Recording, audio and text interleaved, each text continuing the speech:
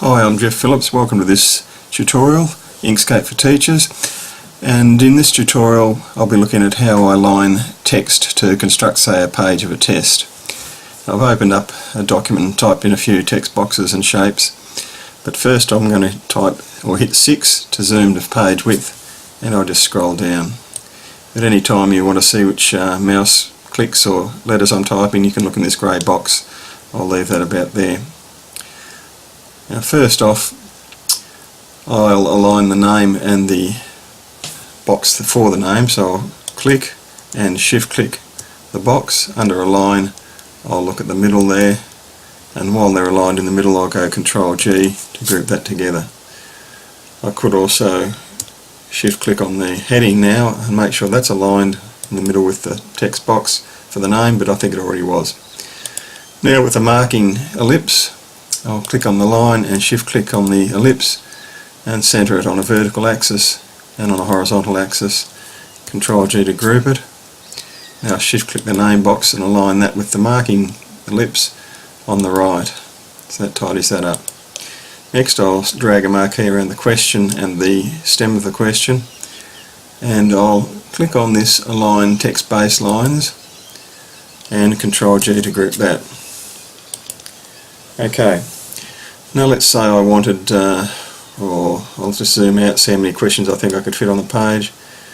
Look, let's say it's 10 questions on a page just for the sake of this tutorial. Hit 6 again to zoom in, scroll down.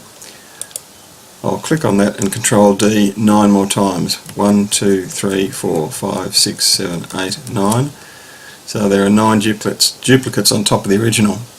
Now I'll just hold down Control to drag purely vertically and drag down. I'll just go to beyond the bottom of the page, let's say about there. Now with that selected I'll just zoom out and I'll drag a marquee around all those questions, and I'll distribute them vertically by clicking this icon here. Now I've got my 10 questions. I'll just zoom in again, and now I just need to edit, so I'll type T for the text tool, change the question numbers to whatever you want. It's a pity there wasn't an automatic tool. Perhaps a programmer could do something like that, but it doesn't take too long. Change all the numbers to sequential 8. Sometimes it's a bit hard to get the cursor in there. You can zoom in if you have to. I'll click after that and make that question 10.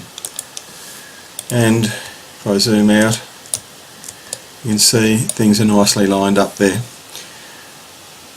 Just looking at that, you might want to say drag this line down a bit lower than the centre of the circle, but if you click on it, it selects the whole lot. But to select something within a group, Control click, and then I'll Control drag and drag that down a little bit.